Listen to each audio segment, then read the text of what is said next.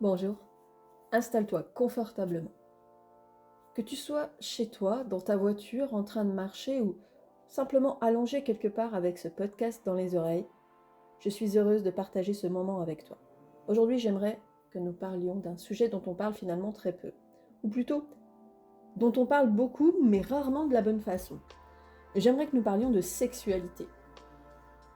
Pas de technique, pas de performance, pas de recette miracle.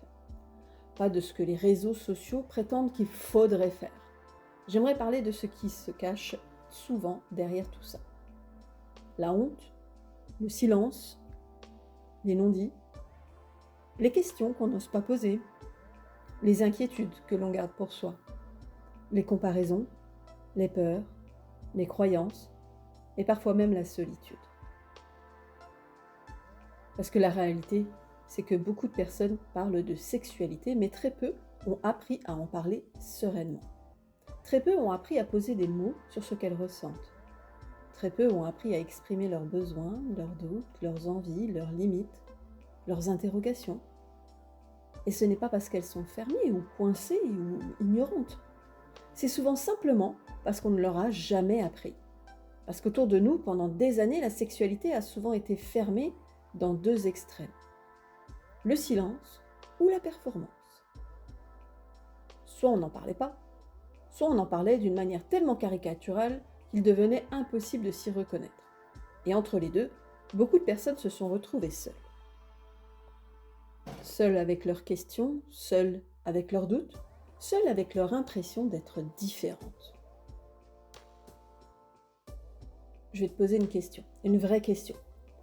Quand as-tu entendu pour la première fois une conversation calme, respectueuse et réaliste sur la sexualité ?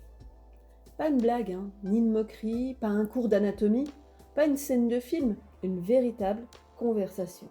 Une conversation dans laquelle quelqu'un expliquait « Tu sais, il est normal de se poser des questions, il est normal de ne pas toujours avoir envie, il est normal de ne pas tout comprendre, il est normal de ne pas vivre les choses comme les autres. » Pour beaucoup de personnes, la réponse est « jamais » ou « presque jamais ». Lorsque nous sommes enfants, nous recevons énormément de messages, parfois directement, parfois indirectement, parfois sans que les adultes eux-mêmes s'en rendent compte. On nous apprend rapidement qu'il existe des sujets dont on peut parler et d'autres non. La sexualité fait souvent partie de cela. Certaines personnes ont grandi dans des familles où le sujet était totalement absent. D'autres ont grandi dans des familles où il était associé au danger, à la honte, au péché, à quelque chose qu'il fallait cacher. D'autres encore ont grandi dans des environnements où la sexualité n'était jamais expliquée, mais constamment jugée. Et tout cela laisse des traces. Même lorsque nous devenons adultes, même lorsque nous pensons être libres, même lorsque nous croyons avoir dépassé certaines choses. Parce que la honte est particulière. La honte ne disparaît pas simplement parce qu'on comprend intellectuellement les choses.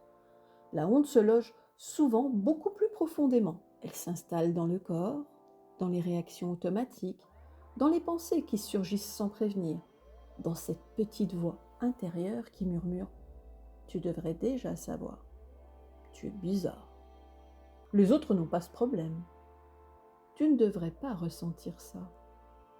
Tu ne devrais pas avoir cette question. Tu ne devrais pas avoir cette envie. Tu ne devrais pas manquer d'envie. » Et ce qui est fascinant, c'est que presque tout le monde croit être seul à vivre ça.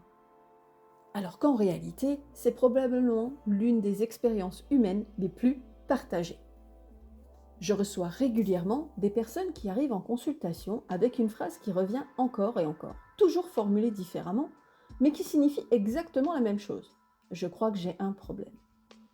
Cette phrase, elle est incroyable, parce qu'elle cache souvent énormément de souffrance. Et surtout, elle cache une immense peur, la peur d'être anormal. Parfois, la personne me dit « je n'ai plus envie ». Parfois, « j'ai trop envie ». Parfois, « je n'arrive pas à parler de sexualité ». Parfois, « je ne comprends pas ce qui m'arrive ». Parfois, « je me sens bloquée ». Parfois, « je me demande si je suis normale ». Et derrière toutes ces phrases, on retrouve souvent la même question. la même depuis des années, parfois depuis des décennies. Est-ce que quelque chose ne va pas chez moi? Et c'est là que la honte fait son travail, parce qu'elle nous pousse à garder le silence, elle nous pousse à cacher, à minimiser, à faire semblant, à sourire quand tout va mal, à prétendre comprendre quand nous sommes perdus, à dire « ça va », alors que 1000 questions nous traversent. La honte prospère dans l'obscurité, dans le secret, dans l'isolement. Et c'est précisément pour cela que parler est si important. Pas pour tout raconter à tout le monde, pas pour exposer ton intimité, mais pour retrouver quelque chose d'essentiel, la possibilité d'être humain. Parce que être humain, c'est aussi douter, c'est aussi chercher, c'est aussi ne pas savoir, et c'est aussi avoir besoin de comprendre. Je crois que l'une des plus grandes violences que nous avons héritées autour de la sexualité, c'est l'idée qu'il faudrait être naturellement compétent. Comme si tout cela devait être instinctif, comme si nous devions savoir automatiquement, comme si nous étions censés comprendre notre corps, notre désir, nos émotions et nos besoins sans jamais avoir appris. Comme si poser une question était déjà la preuve d'un problème, alors que dans n'importe quel autre domaine de la vie, nous trouvons cela parfaitement normal d'apprendre. Nous apprenons à lire, nous apprenons à conduire, nous apprenons un métier, nous apprenons une langue, mais lorsqu'il s'agit de sexualité, beaucoup pensent qu'ils devraient déjà savoir. Et lorsqu'ils ne savent pas, ils ont honte. Et pourtant, comment pourrions-nous savoir ce qu'on ne nous a jamais enseigné? Partie 2, le piège de la normalité. Après tout ce que nous venons d'évoquer, j'aimerais que nous parlions d'un mot que j'entends très souvent. Un mot qui semble rassurant, mais qui crée parfois beaucoup de souffrance. Le mot « normal ». Lorsque quelqu'un se questionne sur sa sexualité, il y a souvent une interrogation qui revient. Est-ce que c'est normal? Est-ce que je suis normal? Est-ce que les autres vivent la même chose? Et je comprends profondément cette question, parce qu'elle ne parle pas seulement de sexualité, elle parle de notre besoin d'appartenir, notre peur d'être différent, de notre peur d'être le problème. Depuis l'enfance, nous apprenons à nous comparer, à regarder les autres pour comprendre où nous nous situons. Et cette habitude ne disparaît pas à l'âge adulte, elle se déplace simplement vers d'autres domaines. La sexualité en fait partie, nous comparons notre désir, notre aisance, nos expériences, notre corps, nos envies, nos difficultés. Et pourtant, nous comparons souvent notre réalité à une image incomplète de celle des autres. Parce que la plupart des gens montrent ce qui semble fonctionner. Rarement leurs doutes, leurs peurs, leurs interrogations. Alors nous finissons par croire que nous sommes les seuls à nous poser certaines questions, les seuls à manquer de confiance, les seuls à nous sentir parfois perdus. Alors qu'en réalité, ces questionnements sont extrêmement répandus. La sexualité humaine est beaucoup plus diverse que ce qu'on nous a souvent laissé croire. Il n'existe pas une seule façon de ressentir, une seule façon de désirer, une seule façon d'être à l'aise avec son corps ou avec sa sexualité. Et pourtant, beaucoup de personnes continuent à se mesurer à une norme imaginaire. Une norme qui n'existe souvent nulle part ailleurs que dans leur tête. Je crois que l'une des questions les plus importantes n'est finalement pas « est-ce que je suis normale ?», mais plutôt « qu'est-ce qui est vrai pour moi aujourd'hui ?» Parce que cette question ne cherche plus à entrer dans une case, elle cherche à comprendre. Et comprendre est souvent beaucoup plus utile que se juger. Partie 3, ce silence qui nous accompagne depuis si longtemps. J'aimerais que tu repenses un instant à ton adolescence. Pas forcément dans les détails, juste à l'ambiance, à ce qui se disait, et surtout à ce qui ne se disait pas.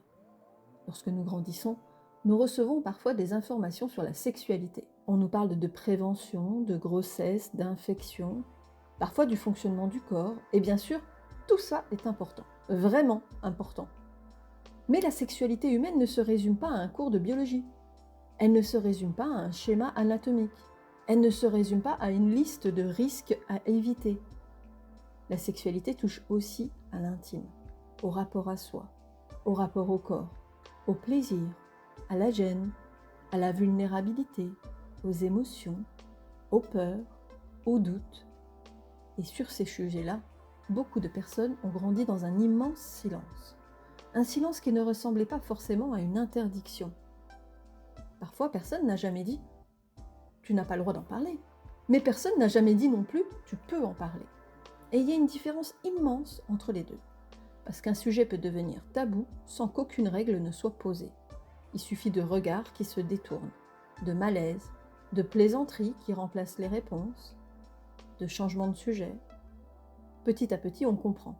On comprend que certains sujets gênent, qu'ils mettent les autres mal à l'aise, qu'il vaut mieux éviter. Et sans même s'en rendre compte, on apprend le silence. Ce silence peut ensuite nous accompagner longtemps, parfois des années, parfois une vie entière. Je rencontre souvent des personnes capables de parler de leur travail, de leur santé, de leurs enfants, de leurs projets, mais qui n'ont jamais vraiment parlé de leur sexualité avec qui que ce soit. Jamais, vraiment. Et pourtant, des questions existent, des peurs existent, des incompréhensions existent, mais elles restent à l'intérieur, parce qu'il n'y a jamais eu d'espace pour les déposer. Alors elles grandissent. Une question devient une inquiétude devient une peur, et parfois une peur devient une certitude. Je dois être anormal.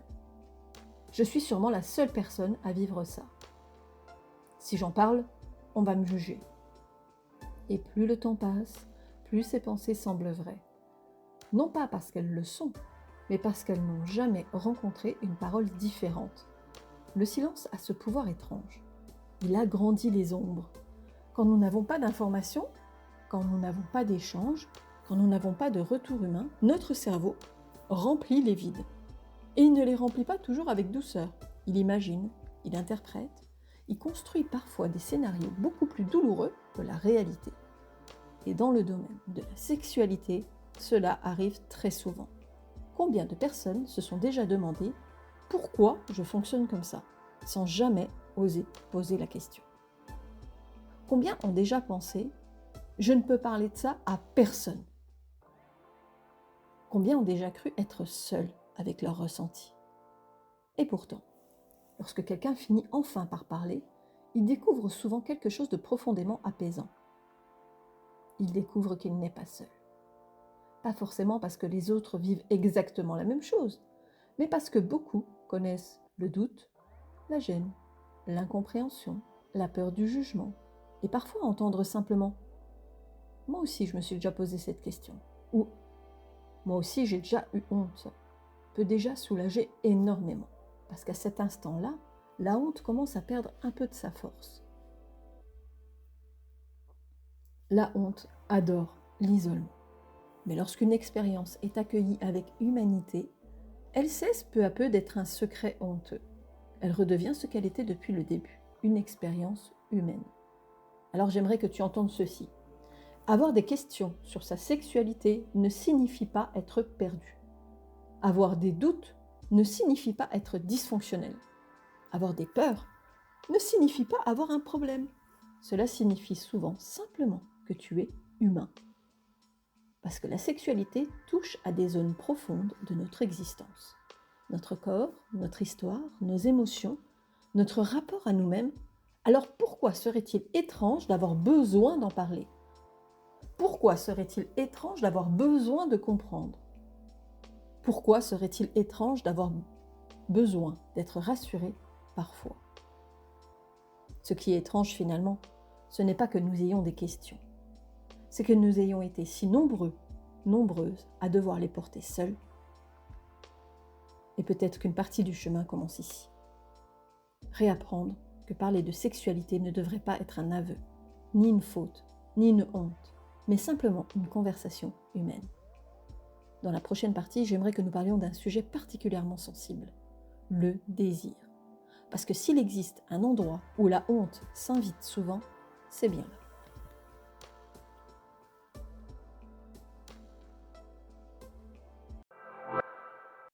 Partie 4, le désir, ce grand incompris. S'il y a un sujet qui revient constamment lorsqu'on parle de sexualité, c'est le désir. Et pourtant, c'est probablement l'un des sujets les plus mal compris. Parce que beaucoup d'entre nous On grandit avec une idée très simple. Si tout va bien, alors on devrait avoir envie. Et si l'envie disparaît ou change, c'est forcément qu'il y a un problème. Cette idée est extrêmement répandue, mais elle correspond rarement à la réalité, parce que le désir n'est pas un interrupteur, ce n'est pas une machine, ce n'est pas quelque chose qui fonctionne de façon identique toute notre vie. Le désir est influencé par notre fatigue, notre stress, notre santé, nos émotions, notre charge mentale, notre histoire, notre rapport à nous-mêmes, et parfois même par des choses dont nous n'avons pas conscience. Pourtant, lorsque le désir change, beaucoup de personnes s'inquiètent. Elles se demandent pourquoi je ne suis plus comme avant. Pourquoi est-ce plus compliqué aujourd'hui? Pourquoi les autres semblent y arriver et pas moi? Ces questions sont profondément humaines. Mais elles deviennent douloureuses lorsqu'elles s'accompagnent d'une autre pensée. Je devrais être autrement. C'est souvent là que commence la souffrance. Pas parce que le désir évolue, mais parce que nous pensons qu'il ne devrait pas évoluer. On nous a rarement appris que le désir pouvait être cyclique, qu'il pouvait changer au fil des périodes de vie, qu'il pouvait parfois être très présent, puis plus discret, avant de revenir autrement. À la place, beaucoup ont grandi avec l'idée que le désir devrait être toujours disponible, toujours spontané, toujours évident. Alors lorsque la réalité ne correspond pas à cette image, le doute s'installe. Pourtant, si nous observons honnêtement la vie humaine, nous constatons que tout évolue, nos besoins, nos priorités, notre énergie, notre façon de voir le monde. Pourquoi notre désir serait-il la seule chose censée rester immuable? Je crois qu'une grande partie de la culpabilité naît de cette attente impossible. Parce qu'à force de surveiller son désir, de l'analyser et de vouloir le contrôler, on finit parfois par lui laisser de moins en moins d'espace. Or, le désir a souvent besoin de l'inverse. Il a besoin de respiration, de sécurité, de liberté. Il a besoin de pouvoir exister sans être constamment observé et évalué. Et puis, il existe une autre réalité dont on parle peu. Certaines personnes souffrent parce qu'elles ressentent peu de désir. D'autres parce qu'elles pensent en ressentir trop. Comme si la honte trouvait toujours une nouvelle façon de s'inviter.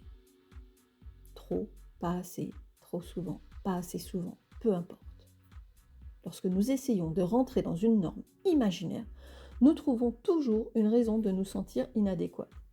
C'est pourquoi la question la plus utile n'est peut-être pas « est-ce que je ressens la bonne quantité de désir ?», mais plutôt « est-ce que je comprends ce que je vis aujourd'hui ?» Parce que derrière le désir se cache souvent quelque chose de plus profond, notre rapport à nous-mêmes. Et c'est là, souvent, que commence le véritable apaisement. Dans la prochaine partie, j'aimerais que nous parlions d'un autre sujet qui nous influence profondément dans notre vie intime, notre rapport au corps. Parce qu'avant même de parler de sexualité, beaucoup de personnes ont appris à regarder leur corps avec davantage de jugement que de douceur.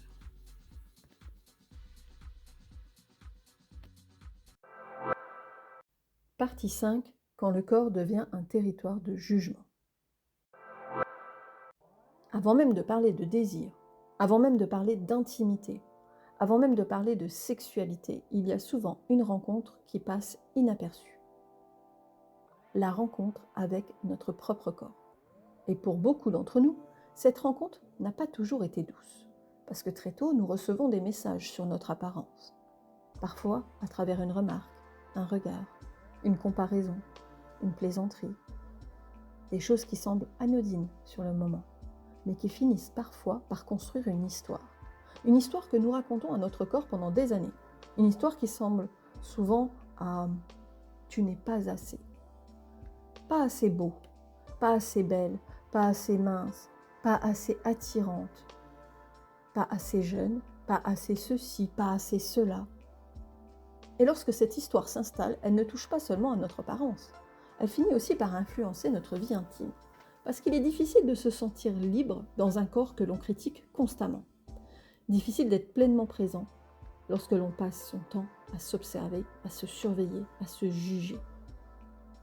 Imagine un instant un moment d'intimité. Au lieu d'être connecté à tes sensations, une partie de ton esprit est occupée ailleurs, à penser à ton ventre, à ton poids, à tes cicatrices, à ton âge, à ce que l'autre pourrait penser de toi, et soudain tu n'es plus vraiment dans l'instant. Tu es devenu observateur, observatrice de toi-même. Comme si tu regardais ton corps depuis l'extérieur. Et c'est épuisant. Parce qu'aucun être humain ne peut se détendre complètement lorsqu'il se sent évalué, même lorsque ce regard critique vient de lui-même. Ce qui me touche souvent, c'est de constater à quel point certaines personnes parlent de leur corps avec une dureté qu'elles n'utiliseraient jamais envers quelqu'un qu'elles aiment. Elles se répètent des phrases qu'elles ne diraient jamais à une amie. Jamais. Et pourtant, elles les entendent dans leur tête depuis parfois des années. À force, le corps devient un problème à corriger plutôt qu'un endroit à vivre. On cesse de lui faire confiance. On cesse de l'écouter. On cesse parfois même de ressentir. Or, la sexualité ne se vit pas uniquement dans la tête. Elle se vit aussi dans le corps, dans la respiration, dans les sensations, dans la présence. Et lorsqu'une personne est constamment occupée à juger son corps, il devient beaucoup plus difficile d'habiter pleinement ses expériences. J'aimerais aussi parler d'une croyance très répandue. Cette idée qu'il faudrait d'abord atteindre une certaine apparence avant d'avoir le droit d'être aimé, d'être désiré, d'être vu. Comme s'il fallait devenir suffisamment parfait avant de commencer à vivre.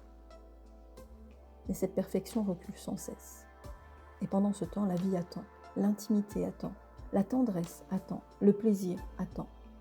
Je crois profondément que beaucoup de personnes ne souffrent pas parce que leur corps est insuffisant. Elles souffrent parce qu'elles ont appris à regarder leur corps à travers le filtre du jugement. Et lorsqu'on commence à changer ce regard, quelque chose s'apaise progressivement. Le corps cesse peu à peu d'être un ennemi pour devenir un allié, un compagnon de route, un lieu où habiter. Alors j'aimerais te laisser avec une question. Depuis combien de temps ton corps est-il devenu un projet à corriger plutôt qu'un espace à habiter? Parce que derrière cette question se cache souvent une immense fatigue. La fatigue de se comparer, la fatigue de se surveiller, la fatigue de croire qu'il faut mériter le droit d'exister tel qu'on est. Et si ton corps n'avait jamais eu besoin d'être parfait pour être digne de respect, pour être digne de douceur, pour être digne d'amour, peut-être que l'apaisement commence simplement là, dans une relation un peu plus douce avec soi-même. Et cette douceur a souvent beaucoup plus d'impact sur notre vie intime que toutes les injonctions du monde. Dans la prochaine partie, nous allons parler d'un sujet que presque tout le monde connaît, les conversations que nous n'avons jamais apprises à avoir. Parce que parler de sexualité paraît parfois simple en théorie, mais lorsqu'il faut trouver les mots, beaucoup de personnes se retrouvent démues. Partie 6, les conversations que nous n'avons jamais apprises à avoir. J'aimerais que tu imagines deux personnes. Peut-être qu'elles s'aiment. Peut-être qu'elles partagent leur vie depuis quelques mois. Ou même depuis plusieurs années. Elles parlent de leur travail, de leurs enfants, de leurs projets, de leurs vacances, de leurs inquiétudes, de leur quotidien et pourtant, il existe parfois un sujet qu'elles évitent constamment. La sexualité. Non pas parce qu'il est interdit, mais parce qu'il est inconfortable. Parce qu'elles ne savent pas comment l'aborder. Parce qu'elles ont peur d'être mal comprises, peur de blesser ou d'être blessées, peur de changer l'équilibre de la relation. Alors elles se taisent. Et souvent, l'autre se tait aussi. C'est fascinant lorsqu'on y pense. Nous pouvons partager notre vie avec quelqu'un pendant des années et ne jamais apprendre à parler sereinement de sexualité. Pourquoi? Parce qu'on ne l'a jamais appris. On nous apprend à dire bonjour, à dire merci, à passer un entretien d'embauche, à rédiger un courrier administratif. Mais qui nous apprend à dire « j'aimerais te parler de quelque chose d'intime ». Je ne sais pas comment mettre des mots dessus. J'ai besoin de comprendre ce que je ressens. Très peu de personnes. Alors lorsque le moment arrive, nous improvisons. Et parfois la peur s'invite avant même la conversation. La peur du rejet, du ridicule, du jugement, ou simplement de ce qui pourrait être entendu. Alors beaucoup choisissent le silence. Non pas parce qu'elles n'ont rien à dire, mais parce qu'elles ne savent pas comment commencer. Et le problème, c'est que le silence laisse place aux suppositions. Lorsque nous ne parlons pas, nous imaginons, nous interprétons, nous remplissons les blancs.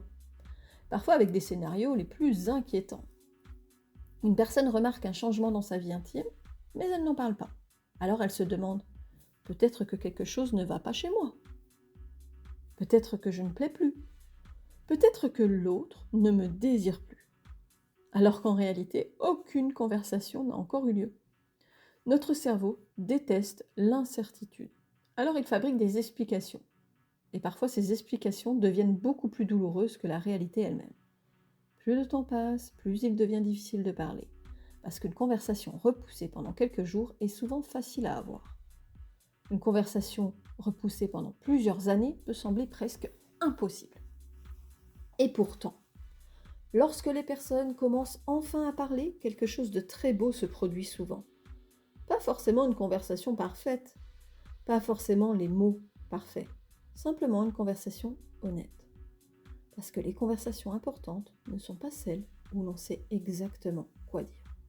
Ce sont celles où l'on accepte d'être authentique. Dire « je suis un peu mal à l'aise pour aborder le sujet » est déjà une conversation. Dire « je ne trouve pas mes mots » est déjà une conversation. Dire « j'ai besoin de comprendre » est déjà une conversation. Et cela demande du courage, beaucoup plus de courage qu'on ne le croit. Parce que parler de sexualité, ce n'est pas seulement transmettre une information, c'est souvent montrer une partie vulnérable de soi. Mais peut-être que nous pouvons aussi nous rappeler ceci. Si c'est difficile, ce n'est pas forcément parce que nous sommes incapables. C'est peut-être simplement parce que nous essayons de faire quelque chose qu'on ne nous a jamais appris. Et lorsqu'on regarde les choses sous cet angle, un peu plus de douceur devient possible. Car plus nous apprenons à parler de sexualité avec simplicité et honnêteté, moins la honte a d'endroits où se cacher. Dans la prochaine partie, j'aimerais que nous parlions d'une autre présence silencieuse qui accompagne beaucoup de personnes. La peur du jugement. Parce que parfois, ce qui nous empêche de parler, ce n'est pas le manque de mots, c'est la peur de ce qui pourrait arriver si nous les prononçons.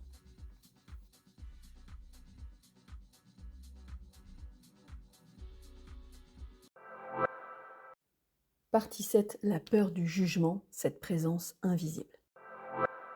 J'aimerais que nous nous arrêtions un instant sur quelque chose qui accompagne énormément de personnes. Quelque chose de discret, souvent invisible, mais extraordinairement puissant. La peur du jugement. Parce que lorsque nous parlons de sexualité, nous ne parlons pas simplement d'information. Nous parlons d'une partie intime de nous-mêmes. D'une partie sensible, vulnérable. Et lorsqu'on montre quelque chose de vulnérable, on prend toujours un risque. Le risque de ne pas être compris, d'être critiqué, moqué, rejeté ou simplement perçu comme différent. Alors beaucoup de personnes apprennent très tôt à se protéger, à taire certaines questions, à cacher certaines inquiétudes, à faire semblant d'être plus sûres d'elles qu'elles ne le sont réellement. Souvent parce qu'elles ont déjà connu le jugement, parfois à travers une remarque, un rire, un regard, une phrase entendue il y a longtemps. Des choses qui peuvent sembler anodines, mais qui laissent parfois des traces profondes. Parce que lorsqu'on a été blessé dans sa vulnérabilité, on devient plus prudent. C'est humain. Notre cerveau apprend, il cherche à nous protéger. Alors il nous souffle, ne dis rien. Ne prends pas le risque, tu pourrais être jugé. Et parfois cette prudence devient une habitude tellement ancienne qu'on finit par croire qu'elle fait partie de notre personnalité, comme si nous étions naturellement réservés, alors qu'en réalité, nous sommes parfois simplement fatigués d'avoir été jugés. Le plus difficile, c'est que le jugement extérieur finit souvent par devenir un jugement intérieur. Un jour, quelqu'un nous critique. Puis progressivement, nous apprenons à faire ce travail nous-mêmes. Nous devenons notre propre critique, notre propre censeur. Avant même que quelqu'un puisse nous juger, nous nous sommes déjà jugés. Nous avons déjà décidé que notre question était ridicule, que notre inquiétude était excessive, que notre expérience était anormale. Et cela crée parfois une immense solitude. Des personnes qui souffrent non pas parce qu'elles sont jugées aujourd'hui, mais parce qu'elles s'attendent à l'être. Pourtant, j'aimerais te partager une réflexion qui m'accompagne souvent. La plupart des personnes que je rencontre n'ont pas honte de ce qu'elles vivent. Elles ont honte de croire qu'elles sont seules à le vivre. Et ce n'est pas la même chose. Parce que lorsqu'une personne découvre que d'autres connaissent les mêmes doutes, les mêmes peurs ou les mêmes questionnements, quelque chose se relâche. Comme si le poids devenait un peu moins lourd. Comme si l'expérience redevenait simplement humaine. Je crois que beaucoup de souffrances naissent lorsque nous transformons une expérience humaine en preuve que quelque chose ne va pas chez nous. Une question devient un défaut. Une hésitation devient une faiblesse. Une peur devient un échec. Alors qu'en réalité, les êtres humains doutent, hésitent, cherchent, apprennent, évoluent. Et cela n'a jamais été une preuve d'échec. Cela a toujours été une preuve d'humanité. J'aimerais que tu imagines quelqu'un que tu apprécies profondément. Quelqu'un qui viendrait te dire « J'ai honte de cette question. J'ai peur d'être jugé. Je ne sais pas quoi penser de ce que je vis. » Que lui répondrais-tu ? Probablement pas « Tu es ridicule, tu es anormal, tu devrais avoir honte. » Tu lui offrirais probablement de l'écoute, de la compréhension, de la bienveillance. Alors pourquoi est-il souvent si difficile de s'offrir cette même douceur ? Pourquoi sommes-nous parfois beaucoup plus sévères avec nous-mêmes qu'avec les autres ? Je n'ai pas toutes les réponses, mais je crois que sortir de la honte commence souvent ici, dans cette capacité à se regarder avec un peu plus d'humanité, un peu plus de nuance, un peu plus de douceur. Non pas comme un problème à résoudre, mais comme un être humain qui apprend encore et qui mérite autant de bienveillance que n'importe qui d'autre. Dans la prochaine partie, j'aimerais que nous parlions de ces croyances que nous portons parfois depuis si longtemps que nous les prenons pour des vérités, alors qu'elles ne sont souvent que des histoires que l'on nous a transmises.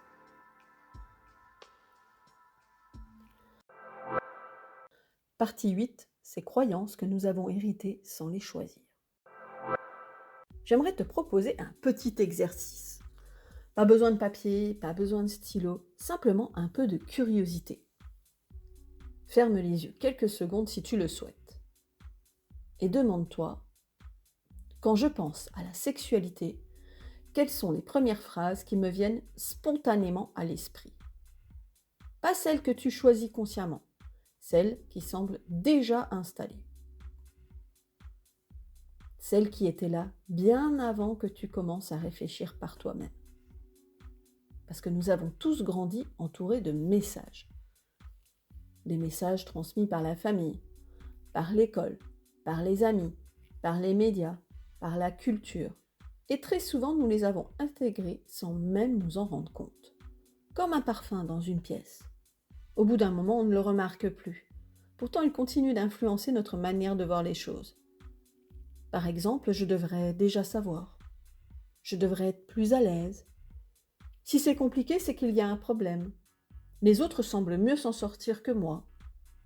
Ces phrases paraissent parfois anodines, mais elles influencent profondément notre manière de nous regarder. Parce qu'une croyance n'est pas seulement une idée, c'est une façon d'interpréter ce que nous vivons.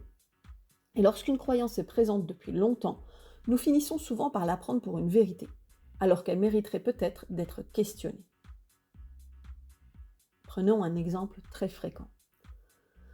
L'idée qu'il faudrait être parfaitement à l'aise avec sa sexualité, comme s'il existait un état idéal à atteindre, une confiance permanente, une compréhension totale, une sérénité sans faille. Mais regarde la réalité. Les êtres humains changent, ils évoluent, ils découvrent de nouvelles choses sur eux-mêmes. Pourquoi leur rapport à la sexualité devrait-il rester figé ? Je crois que beaucoup de souffrances naissent lorsque nous comparons notre réalité à une norme imaginaire. Une bonne manière de désirer, une bonne manière de ressentir, une bonne manière d'être. Alors qu'en réalité, il existe une immense diversité d'expériences humaines, et cette diversité n'est pas un problème à corriger. C'est simplement une réalité.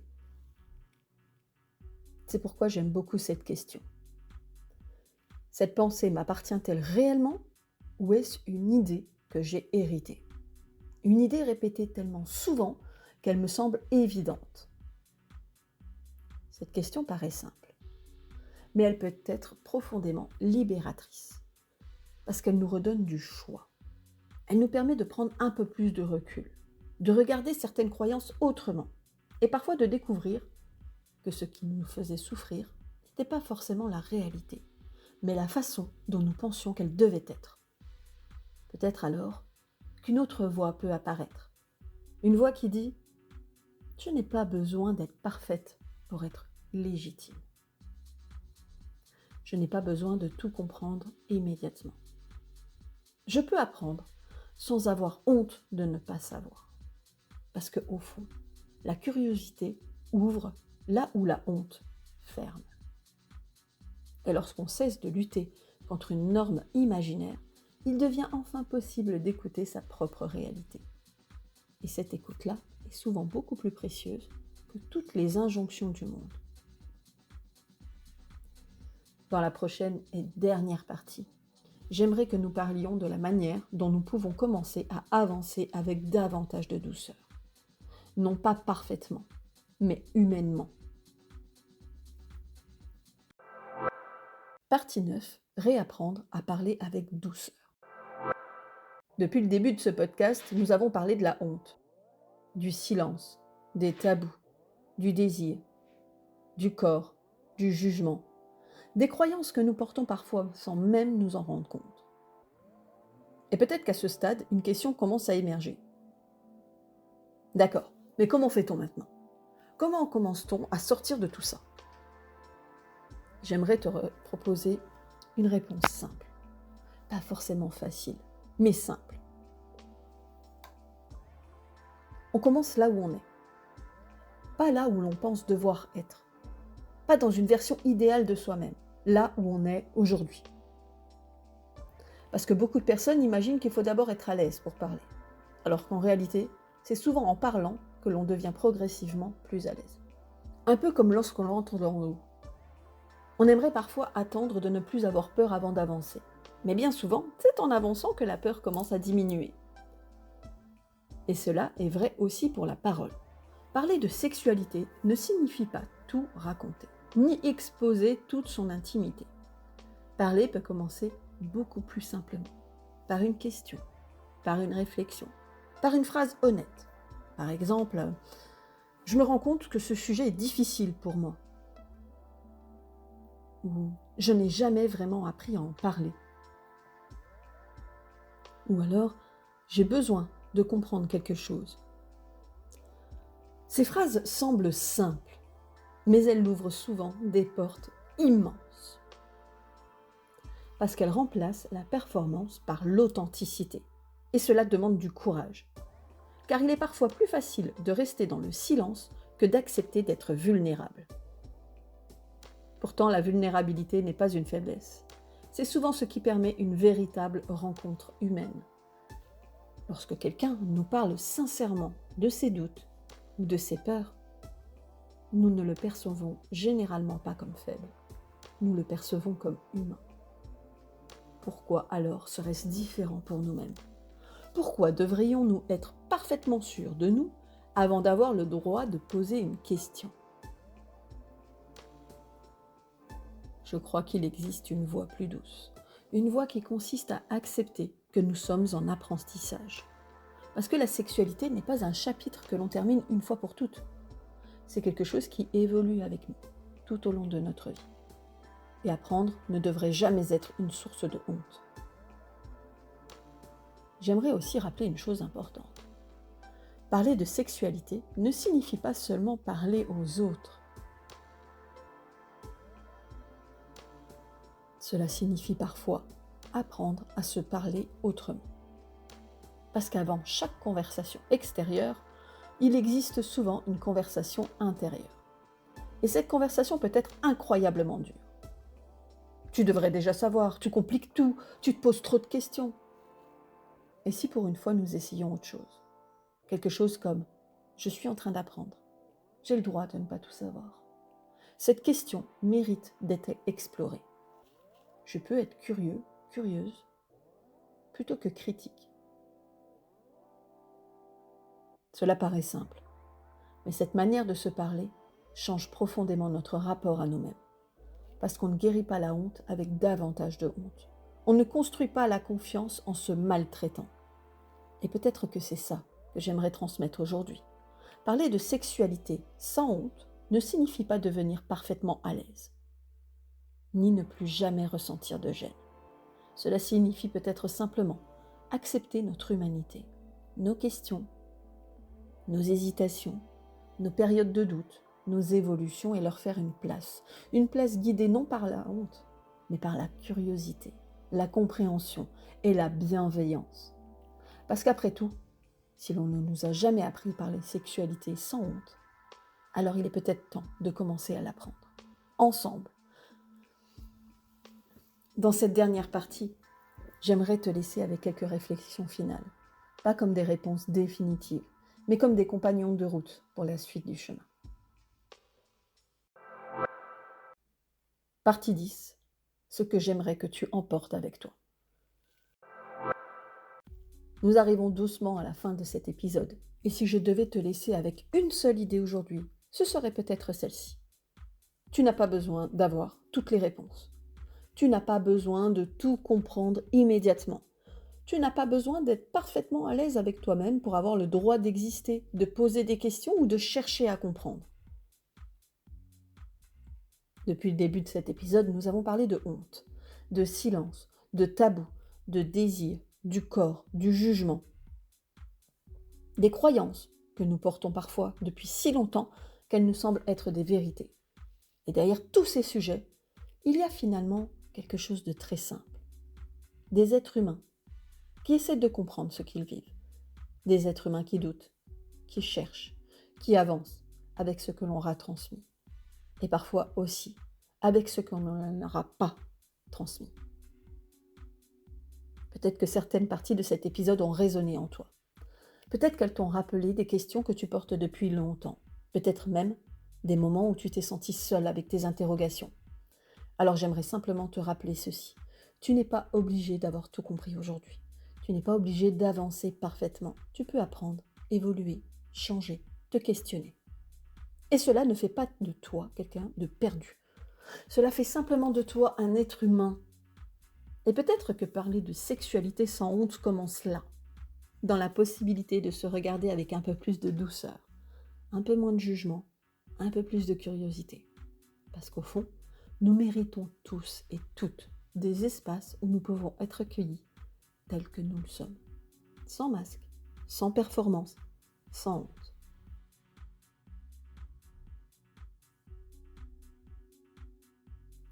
Merci d'avoir partagé ce moment avec moi. Et avant de nous quitter, j'aimerais te dire une dernière chose. Si pendant cet épisode, tu t'es reconnu dans certaines situations, tu as retrouvé dans mes mots des questions que tu portes depuis longtemps, si tu as réalisé que certaines inquiétudes, certaines peurs ou certaines croyances prennent aujourd'hui beaucoup plus de place dans ta vie, alors peut-être que tu n'as pas besoin de continuer à porter ça seul. Parfois, une simple conversation permet déjà de remettre de la lumière là où il y avait beaucoup de confusion. Parfois, avoir un espace sécurisant, sans jugement, permet enfin de poser les questions que l'on n'a jamais osé poser ailleurs. Et parfois, comprendre ce que l'on vit peut être le premier pas vers davantage d'apaisement. C'est exactement ce que je propose au sein du studio Fleur de Lune. J'accompagne des personnes qui souhaitent mieux comprendre leur rapport à elles-mêmes, à leur corps, à leurs émotions, à leurs relations et à leur intimité. Que tu sois en questionnement, que tu traverses une période de doute, que tu te sentes bloqué, ou simplement que tu aies besoin d'un espace où déposer ce que tu vis, tu n'as pas besoin d'attendre d'aller mal pour demander de l'aide.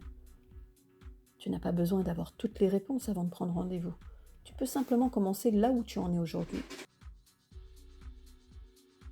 Les accompagnements ont lieu à Héricourt ou en visioconférence. Et si tu souhaites en savoir plus, tu peux retrouver toutes les informations sur le site du studio Fleur de Lune. Je te remercie encore pour ce moment partagé. Prends soin de toi, prends soin de tes questions et rappelle-toi que tu n'as pas besoin d'être parfait pour mériter d'être écouté. Je te retrouve très bientôt dans un nouvel épisode des Murmures de Fleur de Lune. Alice te parle. À bientôt.